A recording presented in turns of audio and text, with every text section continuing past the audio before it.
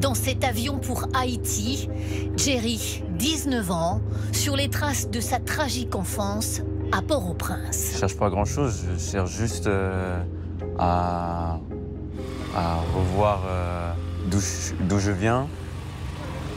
Abandonné à 3 ans dans un orphelinat par ses parents haïtiens. Grièvement blessé 1 an plus tard lors du tremblement de terre de 2010. Un enfant miraculé dont nous avions alors filmé le sauvetage. La directrice nous emmène vers un enfant de 3 ans et demi. Il est blessé au crâne et aux jambes. Il s'appelle Jerry, mais lui, il est en grande souffrance. Ce petit enfant, madame, est en train de mourir. Ah, il a la fièvre, hein? Je vais lui donner du Doliprane. Une cicatrice encore visible 15 ans plus tard et d'autres plus intimes. Je crois que je suis chanceux. Hein. Je n'étais pas destiné à mourir ce jour-là et je peux être que fier de moi d'avoir survécu. Là-bas, montez le petit escalier qui est là-bas. Ce médecin ne sait pas qu'un enfant est ici en danger. Ouais, mais non, mais lui, il faut l'amener à l'hôpital. Il va mourir, ce médecin. Non, il parle, hein? Non, mais il va mieux, hein? Je vous garantis. Il va pas mieux. Jerry a survécu et vit près de Nantes puisqu'il a été adopté par des parents français. Il revient pour la première fois en Haïti 15 ans après le tremblement de terre. C'est à moto que nous partons avec lui sur les traces de sa petite enfance. On va à l'orphelinat de quand j'étais petit et on va voir Mamie Jean-Jean. Et j'espère que ça va bien se passer. Hein. Circulation infernale. Et soudainement, ces rues désertées. Le contraste est frappant. Car pour rejoindre l'orphelinat, il faut traverser d'immenses zones que la population a fui. Les gangs y sèment la terreur et brûlent tout sur leur passage. Dans ces quartiers tenus par les bandes criminelles, il faut tourner discrètement. Pour protéger Jerry, pour être le moins repérable possible, changement de moyen de transport. Jerry n'est pas intimidé, il est heureux. Tu la reconnais? Bien sûr, je me souviens. Je me souviens complètement. Comment est-ce que tu l'appelais déjà? Mamie Jean-Jean. La directrice de l'orphelinat est toujours la même, 77 ans aujourd'hui. Il y a 15 ans, elle répertoriait les enfants tués sous les décombres. J'ai inventorié 53 53 décès. décès pour le moment. Mais je n'ai pas terminé encore. Ça va? Toi, Jerry? Oui, c'est moi. Ah, c'est terrible. Vous allez bien? Laisse-moi te faire un bisou quand même. Vous allez bien, madame? C'est Mamie Jean-Jean. Bien sûr. Mon Dieu, quelle affaire, hein? Voir Jerry, c'est un miracle. Et je suis contente de t'accueillir chez toi. Merci. Merci. Ah oui. 15 enfants attendent ici aujourd'hui d'être adoptés. Mais la situation sécuritaire rend les démarches administratives impossibles. Ces orphelins espèrent pourtant et voient en Jerry la possibilité d'une autre vie. C'est un peu moi quand j'étais petit, quoi. Et j'espère que eux aussi pourront un jour avoir une vie comme moi, même si peut-être qu'ils sont bien ici, mais je pense que ce serait mieux, par exemple, s'ils seraient adoptés ou quoi que ce soit. Comme toi, tu l'as été en France. Ouais, c'est ça. Cette France, où il est arrivé quelques mois après le tremblement de terre, il avait 4 ans. Aujourd'hui, son rire solaire contamine ses amis. Ses parents adoptifs français très aimants ont préféré ne pas être filmés. Mais ils ne lui ont rien caché de son histoire. Quand il avait 10 ans, ils ont décidé de lui montrer le reportage. Des choses que je savais pas. Genre, je vous connaissais même pas. Et c'était un peu choquant. Parce qu'elles sont dures, ces images, quand même, de toi à 4 ans, blessé grièvement. Ouais, c'est ça. Mais le principal, c'est que je m'en sois sorti. Ses parents adoptifs comme ses amis l'ont encouragé à faire ce voyage vers Haïti.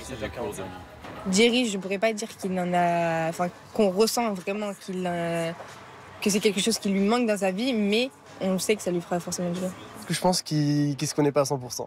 Je pense qu'il y a quand même une toute petite partie qui reste à découvrir, à redécouvrir du coup, et qui est cette partie haïtienne. Cette petite enfance haïtienne a commencé ici, à Cité-Soleil, l'un des bidonvilles les plus pauvres de Port-au-Prince. C'est là que vit le père biologique de Jerry. Jerry le sait, car ses parents français lui ont tout dit sur ses origines. Mais veut-il vraiment voir ce père dont il ne se souvient pas du tout? Il ne sait plus. Qu'est-ce que tu as décidé finalement? Bah, j'ai décidé de ne pas le voir. Ça va me servir à rien. Bah non, c'est mon père, mais c'est pas mon père. Voilà, pour moi, mes vrais parents, c'est ceux qui sont en France, ceux qui m'ont éduqué. Bon, c'est bien beau de me donner la vie, mais ceux qui te forment, ceux qui te donnent les valeurs et tout, c'est mes parents adoptifs.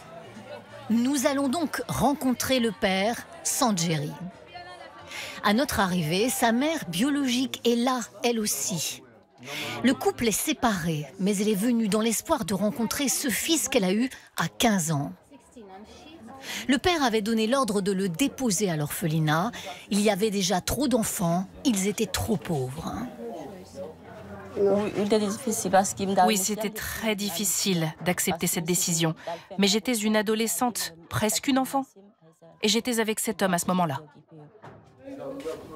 Dans la maison, des photos de Jerry et de sa petite sœur. Elle vit avec lui en France, puisqu'ils ont les mêmes parents adoptifs.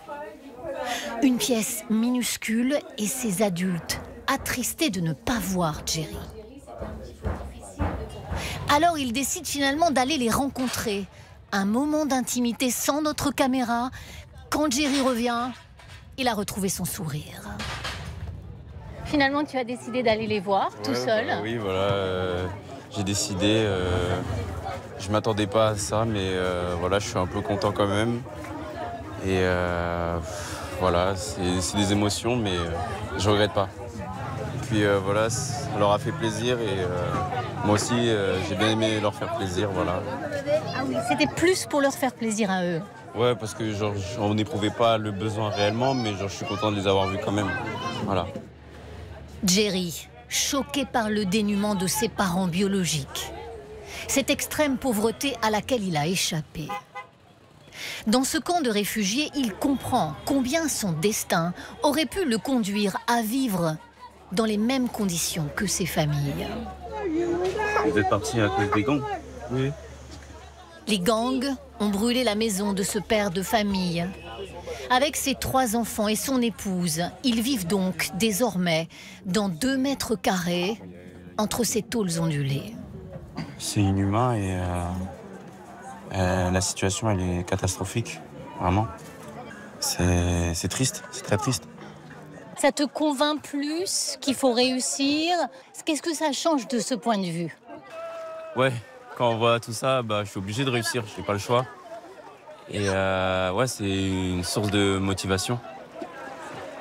Pourquoi? C'est-à-dire?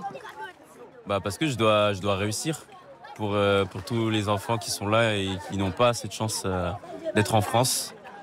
Retour sur les images de 2010. Ce n'est pas réglementaire pour ces hommes de la sécurité civile de transporter un enfant blessé dans une voiture normale. La nôtre fera l'affaire. Pendant le transport, Jerry boit de l'eau à la seringue. L'urgence, c'est de le réhydrater. Jerry, tu veux boire un peu plus? Oui, t'as soif? Oui. Quand j'étais petit, c'était assez compliqué. Il y a eu pas mal d'opérations, tout ça quand j'étais petit. Mais maintenant, ça va mieux. Et c'est une force, mes cicatrices. Genre, elles sont cachées, mais j'aime pas trop en parler, mais je sais que quand même c'est une force. Ça fait un peu guerrier. Et voilà, moi j'aime bien. Et quand on te dit, c'est quoi cette cicatrice sur ton visage, est-ce que tu racontes les tremblements de terre? Non, je raconte pas trop. Ah, je dis, je me suis fait attaquer par un tigre, et, un truc comme ça. Ça fait rire les gamins et moi, ça me fait rire aussi. On se dit au revoir? Mon Dieu. Chérie, mon amour. Merci. Jerry, ou l'histoire d'une existence arrachée au chaos d'un abandon et d'un tremblement de terre. Je te souhaite du courage, chérie. Merci, mamie. Un jeune adulte qui trace sa route et que rien ne semble ébranler.